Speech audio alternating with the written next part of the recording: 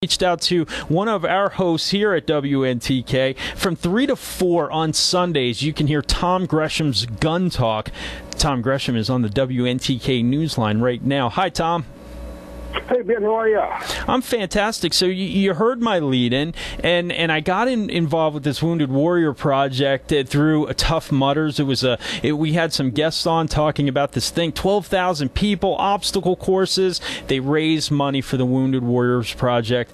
I'm telling you, I get very few reactions like this. A lot of pro-Second Amendment people came out and said, you need to look into this organization. They are anti-firearms ownership, pro-gun control. I thought it seemed harsh. When I did some looking, your name came up prominently in the Wounded Warriors Second Amendment discussion. Well, you're hearing from the people who listen to our show Gun Talk on your station, and because they've been following this. And I broke this story back in November, and it was one of those weird stories that I wasn't looking for. We were getting ready to do a Veterans Day show, and so we invited the Wounded Warrior Project to come on. I thought this would be great, Wounded Warrior Project, Mom Apple Pie, Chevrolet, Wounded Warrior Project. How American can it be? And they came back and says, no, we can't be on your show because you talk about guns, and we can't be affiliated with anything that has to do with firearms. And we went, what? Excuse me? So I wrote him back and said, I'm sorry, did you just say that the Wounded Warrior Project won't have anything to do with anything that has to do with guns? And they came back, responded right back. That's correct. He said, because Wounded Warriors coming back often have PTSD, and some of them commit suicide, and sometimes that's done with firearms. Therefore, we will not be associated with anything that has to do with guns. Wow. That's what? Pretty heavy. I said, okay, wait. I said, seriously? And they reconfirmed it. I said, okay, if you guys are okay with that, I'm going to go with the story. So I went out on the air with it, and they, for about 3 weeks, tried to bluff their way through. And finally, they called us, because we kept saying, guys, you've got an open invitation. Come talk about it. No, we're not going to come on your show. Finally, they contacted us and said, basically, you blew the whistle on us, and now people know what we're all about. Is it okay if we put our executive director on your show? I said, sure. And they said, well, we'd like to bring him on and a Wounded Warrior. I said, nope. That was the invitation before. That was the story before. Now the story's about your policies, only your executive director. Nice. Steve Nardizzi came on. Yep. And this guy screwed up by the numbers. No kidding.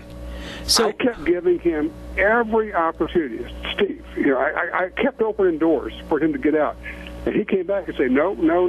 You cannot use Wounded Warrior Project on a firearm. We will not license the use of our logo. If you're having an event that involves shooting, which they'll take the money now. Don't get me wrong. If you hold an event, they'll take your money, but they won't let you use the Wounded Warrior Project logo if it's a shooting event. And the more I offered, the more he dug. And now, and you need to understand, the Wounded Warrior Project is an almost $200 million a year outfit. Wow. Yeah, that's pretty heavy. And then, and something I want to be clear about, and I got to tell you, I had heard some of this before, and I just blew it off as, and I'm going to tell you where I'm going with this, I blew it off as they didn't want to be involved in this heavy debate, but from what you're telling me, it sounds a little different. And what I mean by that is there are certainly organizations that I support and companies I buy from because they take no political stand. They don't support anything, and they say, hey, we don't support anything. We just sell you our product. That's it. And I thought that was the situation, but from what you're telling me, they actually take an active stand against firearms. Well, they do, and now, over the past several months, they have been quietly changing their website because I guess they're keeping getting the reaction. People keep finding out about it. And so they're kind of changing the website and downplaying that. But, I think ultimately, and the thing is, it's so sad because we all want to help our veterans. Yeah. We want to help our wounded warriors. And we all looked at this and said, really, you can't be doing this because we want to help you. We want to support. So for about 12 weeks, I had other groups on that support Wounded Warriors and do projects for them, and not the official Wounded Warrior Project. multi-$100 million worth of. I mean, they're a big organization. They're a monster corporation, is what they really are. But I guess what really ticked people off was the hypocrisy of it. As they said, you can have a hunt to raise money for us. That's and right. You can have a shooting event and raise money for us, but we will not stand side by side with you. We will not be seen with you kind of people.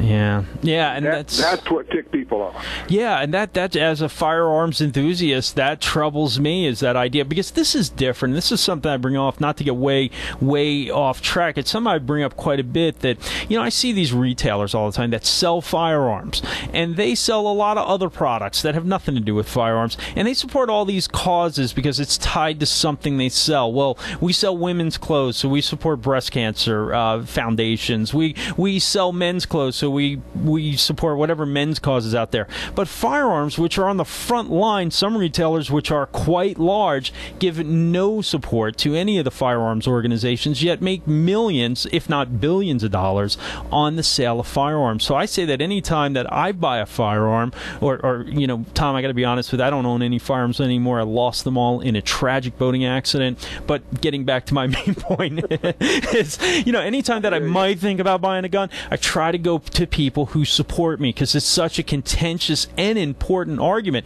Now, on this situation with the Wounded Warriors Project, I got to tell you, as I'm hearing this and I'm discussing it, I got a little bit of a butterfly in my stomach, because when it comes to military and especially disabled vets, boy, this can kind of be like the third rail of our industry, because there is so much support for organizations like the Wounded Warrior Project. And I got to say, I'm nervous. At the same time, there's a part of me that says, people have to know.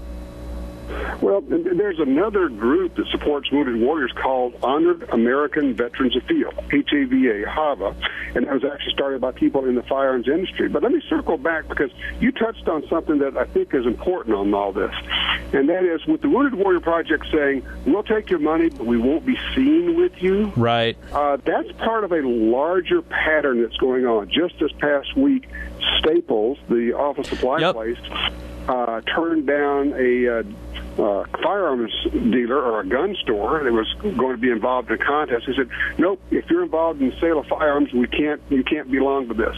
We've got various banks and financial institutions around the country that say, we will not even take your account if you are involved in the firearms business. We have the demonization and the marginalization of everything that has to do with guns, firearms, gun manufacturing, gun ownership. Basically what they're saying is, we will not be seen with your kind of people. And each time we just shrug and say, well, it's okay, but they do good work otherwise, we're agreeing with them that it's socially okay to demonize and marginalize us. And gun owners have simply gotten to the point of saying, you know what, I am not going to put up with that anymore. No more. I'm not going to shrug. I'm not going to just say it's okay. I'm going to stand up and say, no more. You are not going to put us in this box. I'm not going to let you.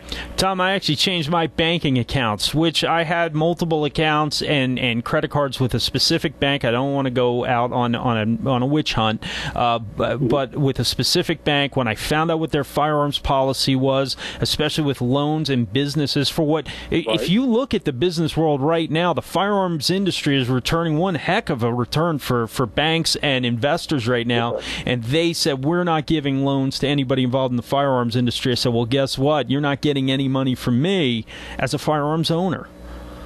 And of course, the important thing is, when you do that, is to let them know why. Oh, I definitely did. I shot a letter off and said, this is why I'm leaving. And it's a sad, sad situation. Tom Gresham, he does Gun Talk. You can hear it here on WNTK on Sundays from 3 to 4 o'clock. Tom, I want to thank you for coming on today. Appreciate it. And, of course, we always have news like this breaking over at guntalk.com, too. Yeah, certainly. And I got to say, and this isn't just lip service, you have one of the most entertaining shows we put on on our airs, including mine. Well, we have a lot of fun, that's for sure. I really appreciate it.